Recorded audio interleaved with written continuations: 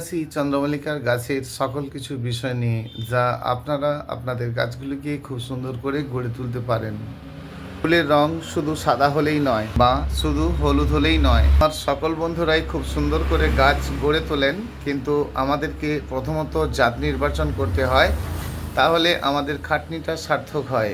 করে আপনি এই গাছটিকে সারা বছর ভালো রাখতে পারবেন, নিজেই চারা তৈরি করে আবার পরের বছরের জন্য করতে পারবেন। কোন ধরনের চন্দ্রমল্লিকা গাছ নিলে আপনি সঠিকভাবে তার থেকে গাছ তৈরি করতে পারবেন এবং আনন্দ পাবেন। যে আমাদের সময় তো থাকেই না, যে আমরা যেটা করি যে খুব কম সময়ে একটি গাছ গড়ে ফেলি, কারণ চন্দ্রমল্লিকা একটু সময় নিয়ে তৈরি হতে ভালোবাসে। কিন্তু যেটা হয় কি বন্ধুরা, আমরা যখন গাছ নেই আর সেই গাছটিকে যখন গড়ার সময় পাই, সেই সময়টা যেন অনেক কম হয়। চন্দ্রমল্লিকা গাছ একটু আগের থেকে গড়ে নিতে হয় এবং সেটি কিন্তু এই ফুলের থেকেই আপনি ফুলের গাছটা থেকে আবার চারা বানিয়ে নিতে পারবেন, তবেই কিন্তু আপনি আপনার গাছটিকে মনের মতো গড়ে তুলতে পারবেন। এবং গাছ যত শাখা পোশাখা মেলে বিস্তার করতে পারবে, তত বেশি বেশি ফুল আপনি পাবেন। সেই সবটাই থাকছে আজকের ভিডিওতে। প্রথমত আসি, আপনি যেখান থেকে নেবেন সেই জাতটিকে নির্বাচন করা। আর এখানে শুধু সাদা হলুদ এই বা পিঙ্ক এই ধরনের নয়, এই কালারগুলো সমস্ত জাতি চন্দ্রমল্লিকা থেকেই পাওয়া যায়। চন্দ্রমল্লিকা ফুলের এগুলো স্মল ভ্যারাইটি, সবার নামই চন্দ্রমল্লিকা, কিন্তু চন্দ্রমল্লিকা পমপম, চন্দ্রমল্লিকা থাই ভ্যারাইটি, চন্দ্রমল্লিকা জিরাট, নানান কিছু থাকে। আর আপনাকে নির্বাচন করে নিতে হবে থাই চন্দ্রমল্লিকা। দেখুন কত অল্প সময়ে, কম সময়ে গাছ খুব সুন্দর হতে পারে এবং গাছে প্রচুর পরিমাণে ফুলও হতে পারে। এই গাছটিকে যদি আপনি প্রথম থেকেই গড়ে তোলেন, কিভাবে তুলবেন সেটা তো নিশ্চয়ই বলবো। তো প্রথম থেকে যদি আপনি গড়ে তোলেন, এর থেকে প্রচুর পরিমাণে কিন্তু আপনি ফুল পাবেন। নিশ্চয়ই বুঝতে পারছেন যে এই গাছটি মাত্র 2 মাসের গাছ, আর তাতেই এত সুন্দর করে ফুল দেখা যাচ্ছে। অথচ দেখা গেছে আপনার বাড়িতে এই চন্দ্রমল্লিকার গাছ নয়, এই হলুদ রঙেরই একটি চন্দ্রমল্লিকার গাছ আছে, তাতে এত ফুল হচ্ছে না। আর এখানেই নির্ভর করছে কিন্তু ভ্যারাইটি। হ্যাঁ বন্ধুরা, এটাই হচ্ছে থাই চন্দ্রমল্লিকা। তো আপনারা যারা চন্দ্রমল্লিকার গাছ থেকে আবার চারা বানিয়ে নেবেন, তারা কিন্তু সবসময় বলবো থাই চন্দ্রমল্লিকার চারা নেবেন, কারণ পয়সাটা আপনার একবারই যাবে, কিন্তু সব সময়ের জন্য আপনি নিজেই তার থেকে আবার করে নিতে পারবেন। মাদার প্ল্যান্ট করতে গেলে তার থেকে পয়সার চিন্তা করলে হবে না, কারণ এর ছোটো ছোটো চারাগুলোই 10 টাকা পিসে দাম থাকে, আর তা আপনার একবার হয়তো যাবে, কিন্তু তার থেকে যে আপনি কিভাবে চারা করবেন সেটা কিন্তু আমি আপনাকে বলে দেবো। এর খাদ্য, এর মাটি, এর সার ওষুধ সবটাই কিন্তু আপনি জানতে পারবেন। ফলে বন্ধুরা, আমরা বুঝেছি যে আমরা চন্দ্রমল্লিকা গাছ নিলেই হবে না, সেটা দেশীয় ভ্যারাইটি আপনি হয়তো নিলেন, সেক্ষেত্রে কী হবে, গাছের যে গঠন খুব একটি ভালো করতে পারবেন না। গাছের যে রোগ, সকল কিছু কিন্তু এই থাই চন্দ্রমল্লিকাতে কম থাকে। এর পাতা পুড়ে যাওয়া, এই গাছ থেকে নিচে ঝুলে ঝুলে যাওয়া, এগুলো কিন্তু এদের ক্ষেত্রে অনেক কম। এদের সঠিকভাবে আপনি করতে চাইলে প্রথমত এই ফুলসহ গাছ নিয়ে নিন বা ছোট নিয়ে নিন, আপনি কিন্তু ভালো করতে পারবেন, কারণ আপনি তো এর থেকে কিছু গাছ তৈরি করবেন, সেই প্রসেসটা আমি আপনাদেরকে বলছি। সবথেকে বড় কথা, এই চন্দ্রমল্লিকায় শুধু সিজনাল ফুল হয় না, এই চন্দ্রমল্লিকাতে কিন্তু আপনার কম বেশি ফুল দিতেই থাকে। অর্থাৎ ফুল শেষে যদি আপনি আবার এখান থেকে কিছুটা করে কেটে ফেলে দেন, দেখবেন আবার নতুন ডাল শাখা বেরোবে আর আপনার ফুলে ফুলে ভরে উঠবে। তাহলে গ্রীষ্মকালে আমরা কী করবো এই চন্দ্রমল্লিকার গাছ নিয়ে?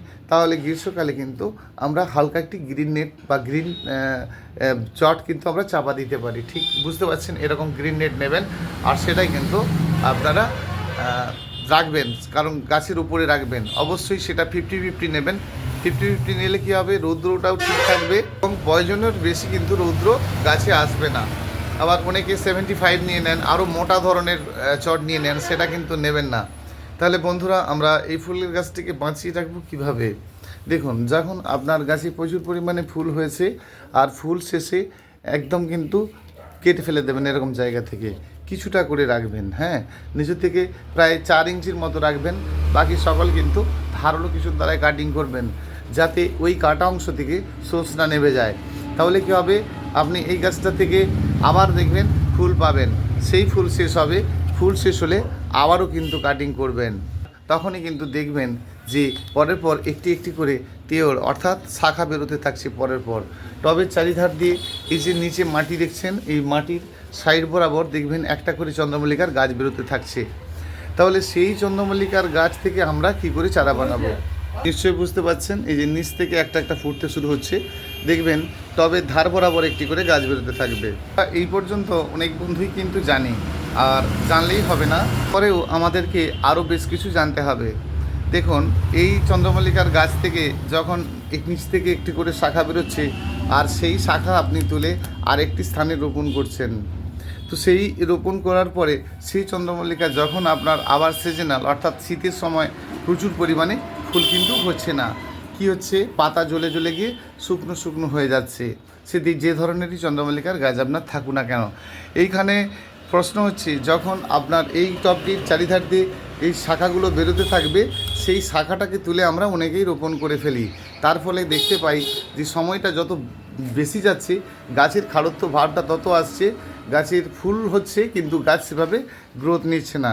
সেই জন্য এই সাইডকার তেওড়গুলো যখন উঠতে থাকবে, সেইগুলোর থেকে কি করবেন, সেই ডগাটা বর্ষার ঠিক প্রথম সপ্তাহের দিকে আপনার ছোট ছোট করে ডগা কাটিং করবেন।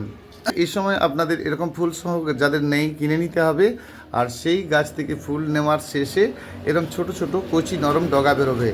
অবশ্যই ডগার সাইজটা আপনার হতে হবে ঠিক ধরুন এই সাইজের বেশি নয়, নিশ্চয়ই বুঝতে পারছেন। এই সাইজটা মানে ধরুন 3 ইঞ্চির বেশি নয়। আর এটাও কিন্তু আপনি ধারালো ব্লেড দিয়ে কাটবেন, অনেকে কাঁচি দিয়ে কেটে ফেলেন, সেটা নয়। তো এই ডগাটি আপনি কিন্তু একটি বালি বা কোকোপিট এর মধ্যেও হাপড় দেবেন, মাটিতেও দিতে পারেন। সেক্ষেত্রে কী হবে, জলের বিষয়টা একটু আপনাকে ভেবেচিন্তে রাখতে হবে। তাহলে বন্ধুরা, আমরা এটি রুটিন হরমোন পাউডার দিয়ে দিতে পারি, আবার নাও দিতে পারি, বা অ্যালোভেরা লাগিয়েও করতে পারি। যদি নাও পারি, আমরা কিন্তু এমনি দিলেই এর শেকড়টা আসবে। ফলে আমরা এই গাছটি যখন রোপণ করব, সেটি কিন্তু খুব বেশি গভীর করে নয়। তো এই ধরুন এই 1 ইঞ্চির মতো করে আপনি আপনার বালি বা কোকোপিটের মধ্যে আপনি দেবেন। বালিটিকে প্রথমত ভালো করে ধুয়ে নেবেন, একটি টবের মধ্যে রাখবেন, আর তারপর আপনি যে কোনো একটি পেন্সিল দিয়ে আপনি এভাবে মাটির মধ্যে বা বালির মধ্যে ছিদ্র করবেন। এই ছিদ্র হয়ে গেলে আপনি মনে রাখবেন, যখন আপনি ছিদ্রতে দেবেন সেটা কিন্তু 1 ইঞ্চির বেশি নয়। তাহলে আপনি 3 ইঞ্চি ডগা নিয়েছেন, সেই ডগাটা কিন্তু ওই বালির মধ্যে আপনি দিলেন, সাইডের আঙুল দিয়ে 2 দিক থেকে ভালো করে ঝেঁকে দিলেন। দেওয়ার পরে আপনি কিন্তু আর জল দেবেন না। জল দেওয়ার থাকলে প্রথমত জল তো বালিটা ধুয়েছেন মানে জল তো দিয়েছেন, তো সেই জন্য জল দেওয়ার থাকলে আপনাকে প্রথমত দিতে হবে। আর সেটা কিন্তু ধরুন আপনার বালি ভেজা ভেজা রয়েছে, আপনি নাও দিতে পারেন, সেই জন্যই বললাম। তো আপনার যদি বালি ভেজা না থাকে, তাহলে কিন্তু আপনি তাকে ভালো করে জলে ভালো করে ধুয়ে নেবেন। পারলে একটু ফাঙ্গিসাইড দিয়ে দেবেন, সার্ফ বা বিস্টন কিছু একটা দিয়ে সেই জলটিকে কিন্তু আপনারা ধুয়ে নেবেন, মানে বালিটিকে ধুয়ে নেবেন। নেওয়ার পরে যে কোনো টবের মধ্যে আপনি সেই বালিটা ভরে দিলেন। তারপরে এইভাবে ঠিক একটু পাতলা পাতলা রাখবেন, ধরুন 1 ইঞ্চি দূরত্বে রাখবেন, এবং সেটি সম্পূর্ণ ছাওয়াযুক্ত স্থান নয়, ছাওয়া রৌদ্র থাকছে এমন স্থানে আপনি ওই ডগাগুলিকে হাপড় দিতে থাকুন। তারপরে দেখবেন একটি নতুন গাছের জন্ম হচ্ছে। মনে রাখবেন, যখন গাছটি রুট হয়ে যাচ্ছে, যদি আপনি হরমোন পাউডার দিয়ে গাছটি করেন, তাহলে কি হবে, যে সেই হরমোন পাউডার থাকা অবস্থায় আমরা কি করছি, তুলে নিয়ে আরেকটি টবের মধ্যেও গাছটি রোপণ করছি। করে সেই বালি থেকে যখন চারাটা আপনি তুলে নিয়ে এসে শিকড় হয়েছে এমন একটি গাছ, তো সেটিকে আপনি যখন বসাচ্ছেন আরেকটি জায়গার মধ্যে, তখন দেখছেন সেই গাছটি মারা যাচ্ছে। কারণ যদি আপনি হরমোন পাউডার গোড়াতে দিয়ে থাকেন, সেক্ষেত্রে শিকড়টা আসে, সেই হরমোন পাউডারটা আবার ধুয়ে ফেলতে হয়। অর্থাৎ এমনি প্লেন জলের সঙ্গে এটিকে কিন্তু আবার শিকড়টা ধুয়ে দেবেন, তারপরে আপনি গাছটি প্রতিস্থাপন করবেন। প্রতিস্থাপনের বিষয় বলি, আপনি যদি খুব সুন্দর চন্দ্রমল্লিকা গড়তে চান, তাহলে মাটির সঙ্গে আপনি কি করবেন, কি করলে আপনি ভালো করবেন। চন্দ্রমল্লিকা গাছ মানে আমরা সিজনাল গাছ ভেবে নিই, কিন্তু আপনি এটিকে 12 মাসই রাখতে পারবেন। এবারে আসি বন্ধুরা, এর যে মাটিটা করবেন, যদি আপনি ভার্মি কম্পোস্ট দিয়ে থাকেন, তাহলে সেটা কী হবে, 1 বছর অন্তর আপনাকে ফেলতে হবে। আর মাটির সঙ্গে 40% মতো যদি আপনি বালি মেখে করেন, সেক্ষেত্রে কিন্তু আপনার ফেলতে হোক মানে পরে ফেলেন বা নাই ফেলেন, গাছটির কিন্তু ক্ষতি হবে না। সেই জন্য আমরা যদি ভার্মি কম্পোস্ট না দিয়ে যে ঘুঁটের দানা দানা ছোট ছোট টুকরো টুকরো দানাকে আপনি একটি ঘুঁটেকে 6 থেকে 8 ভাগ করে নেবেন, আর সেটাই কিন্তু আপনি মাটির সঙ্গে মাখবেন। মেখে পারলে একটু বালি দেবেন, তো তাহলে মাটি আর ওই ঘুটের গুঁড়োর যে দানাগুলো, ছোকলা ছোকলা দানাগুলো ঠিক এরকম সাইজ করে নেবেন। আর এরকম দানাগুলো করবেন বালি আর এই দানা ঘুটে আর হচ্ছে আপনার মাটি। তাহলে আমরা সব মিলিয়ে বালি এবং এই ঘুটে 40 ভাগ করতে পারি, 60 ভাগ মাটি। তারপরে আমরা একটি চন্দ্রমল্লিকা প্রতিস্থাপন করব, তাহলে আমাদের ভালো হবে। তো প্রতিস্থাপন করার পরেও যেটা হয় বন্ধুরা, যে আমরা প্রতিস্থাপন করার পরেও চন্দ্রমল্লিকার গাছের কয়েকটি সমস্যা দেখি। চন্দ্রমল্লিকা গাছটি রোপণ করলাম, রোপণ করার পরে টিকটিকে লম্বা হয়ে যায়, সেটা হবে না। তো আপনারা জেনে নিন, একটু সময় দিন, সব বলে দেব। তাহলে এই যে গাছটি বেরোচ্ছে, আর এই বেরোনোর পর আমরা চন্দ্রমল্লিকার প্রথম কী করি, একটু ডোগাটি পিঞ্চ করে দিই না। প্রথম তো যখন দেখবেন 6 থেকে 8 ইঞ্চি লম্বা হয়েছে, তখন আপনি 4 ইঞ্চি রেখে 4 ইঞ্চি ফেলে দেবেন। দেখবেন নিচ থেকে ছাঁকড়া ছাঁকড়া গাছ হয়ে গেছে। এটা গেল আপনার ওয়ান টাইম, অর্থাৎ একবার। ওয়ান টাইম করার পরে দেখবেন এই সাইডকার বেশ 6-8টি ডাল বেরিয়েছে। সেই 6-8টি ডালে আবার আপনি করলেন কতটা না, তখন কিন্তু 3 ভাগের 2 ভাগ রাখবেন। যে ডালটি কাটবেন, নেক্সট বারে কথা বলছে কিন্তু, তখন আপনি পুরো ডালটি কেটে দিলেন না, মানে অর্ধেক থেকে কাটলেন না, তখন 2 ভাগ রেখে 1 ভাগ কাটলেন। তাহলে এটা গেল আপনার 2 টাইম। 3 টাইম, তাহলে কি হবে, আপনাকে 1/3 কেটে ফেলে দিতে হবে, অর্থাৎ 3 ভাগ রাখতে হবে, 1 ভাগ কেটে ফেলে দিতে হবে। এটা গেল আপনার 3 টাইম। বন্ধুরা এখানেই শেখার আছে। 3 টাইমের পর 4 টাইম। 4 টাইম কী করবেন, জাস্ট গাছের যখন দেখবেন আবার 5 থেকে 6 ইঞ্চি করে হয়ে গেছে, তখন কি করবেন, আপনারা ধরে ডোগাটিকে পিঞ্চ করে দেবেন।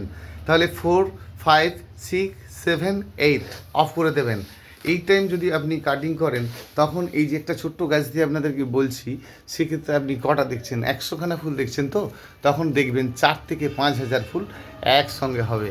এই প্রসেসে আপনারা করুন, খুব ভালো চন্দ্রমল্লিকার গাছ গড়ে তুলতে পারবেন। এবারে আসি, আপনারা এর খাদ্যটা কী দেবেন। ভিডিও বড় হয়ে যাচ্ছে, ছোট্ট করে কয়েকটি কথা বলি। এবারে আসি যে আমরা কীরকম খাদ্য দিলে আমাদের চন্দ্রমল্লিকার গাছ রং এর সুস্থতা রাখতে পারবো। বন্ধুরা, ভাতের মাড় বা ভাতকে পচিয়ে সেটা আপনারা দেবেন, সাথে দেবেন বাদাম খৈল। সে রং রাখার জন্য ভালো রাখতে পারবেন। গাছে দেবেন বোন ডাস্ট, লেদার মিল। তো এই 3 রকমকে আপনারা কিন্তু নেবেন। তাহলে বোন ডাস্ট, লেদার মিল আর বাদাম খৈল, এই 3কে নেওয়ার পর আপনারা যেটা করবেন, অনেক দিন করে পচিয়ে ফেলবেন না, 3 দিন 3 রাত ভেজাবেন। আর তারপরে সেই জলটা কিন্তু গাছের গোড়াতে দেবেন। দেওয়ার পূর্বে আপনারা জেনেছেন, মাটি ভালো করে এলোমেলো করে শুকনো হলে তারপরে আপনি তরল খাদ্যটা দিলেন এক্সট্রা জলের সঙ্গে নিয়ে, আর সেই জল শুকনো হলে জল দিলেন। তাহলে এই তরল খোলটা আমরা কতটা দিতে পারি, 100 গ্রামে 10 লিটার জল। তাহলে বন্ধুরা আমরা এই খৈলটাকে কিন্তু সপ্তাহে 1-2 বার করে দিয়েই যাব। গাছের গ্রোথ ভালো করার জন্য আমরা সপ্তাহে 1-2 বার দিয়ে যাব। আর এর সঙ্গে এই যে খৈলটা আপনারা নেবেন, যে বোনডাস্ট নিলেন, লেদার মিল নিলেন, এবং এর সঙ্গে যেটা নিলেন আপনি খৈল, তো খৈলটা সরিষার খৈলের থেকে বাদাম খৈলটা নিলে বেশি ভালো কাজ পাবেন, নিতে পারেন, বা সরিষার খৈলও নিতে পারেন। তাহলে আপনারা যখন নেবেন, এর সঙ্গে কেজিতে 200 গ্রাম যে কোনো নাইট্রোজেন সার দেবেন, যেটা সম্পূর্ণ নাইট্রোজেন নয়। যেমন আপনাদেরকে বলি যে 10-26-26, 28-28 গোমর বা ডিএপি কোনো একটা, সেটা কিন্তু 200 গ্রাম একসঙ্গে মেখে রেখে দেবেন। আর তার থেকেই আপনারা অল্প অল্প করে দিতে থাকবেন। আপনাদের ওই যে খৈলটা নিলেন, তাহলে কেজিতে 200, আর সবকে আপনি একটা জায়গায় রাখার পর ওর থেকে অল্প করে 100 গ্রাম করে আপনারা 10 লিটার জলে ভিজিয়ে দেবেন। আর সেই জলটা 3 দিন হয়ে গেলেই, 3 দিন 3 রাত, আর সেটাই কিন্তু আপনারা গাছের গোড়াতে দিতে পারবেন। গাছে প্রচুর শেকড় আসার জন্য হিউমিক অ্যাসিডের থেকেও আপনি ভালো কাজ পেয়ে যাবেন, যদি আপনি ওই কিছুটা পচানো মাটি দেন বা পুকুরের পাঁক দেন, একই সঙ্গে 3 দিন 3 রাত পচিয়ে দেন, দেখবেন দারুণ কাজ হবে। অবশ্যই মনে রাখবেন, গাছের গোড়াতে যখন দেবেন, মাটি কিন্তু ভেজা অবস্থাতে নয়, মাটি সম্পূর্ণ খটখটে ড্রাই থাকতে হবে। আর তরল খাদ্যটা আপনি দেবেন, তরল খাদ্য শুকনো হতে হবে, তবেই কিন্তু আপনি জলটা দেবেন। এই ওষুধ রাখুন, যেটা আপনার খুব ভালো কাজ করবে, একতারা, সিতারা, অ্যাডমায়ার। কারণ এই গাছে মিলিবাগের আক্রান্ত বেশ ভালো রকমই হয়। খুব কম বাজেটের একটি ছোট একতারা, সিতারা, অ্যাডমায়ার এই ধরনের ওষুধ নিয়ে আসুন। সেটা লিটারে 1 ml করে মাঝে মাঝে স্প্রে করে রাখুন, পোকা থাক আর নাই থাক। আশা করছি এতেই আপনাদের হবে। আর তা নইলে যে কোনো যদি বাড়িতে কীটনাশক ওষুধ থাকে, যে কোনো কীটনাশক ওষুধ, সেটা কিন্তু মাঝে মধ্যেই দিয়ে রাখবেন, সেটাও লিটার 1 ml। সপ্তাহে 1 দিন ফাঙ্গিসাইড দেবেন, যে কোনো ফাঙ্গিসাইড। সপ্তাহ 10 দিন সপ্তাহে দিতে হবে তার কিছু মানে নেই, এমনি দিয়ে রাখবেন। সেটা কিন্তু লিটারে 1 গ্রাম, অর্থাৎ সাপ, ব্যাবিস্টন, জ্যাকিস্টন যে কোনো ধরনের একটা ফাঙ্গিসাইড রাখবেন আর সেটাই দিতে থাকবেন। আপনাদের গাছ ভীষণ ভালো থাকবে, আপনারাও ভীষণ ভালো থাকবেন বন্ধুরা। দেখা হচ্ছে পরের ভিডিওতে, ধন্যবাদ।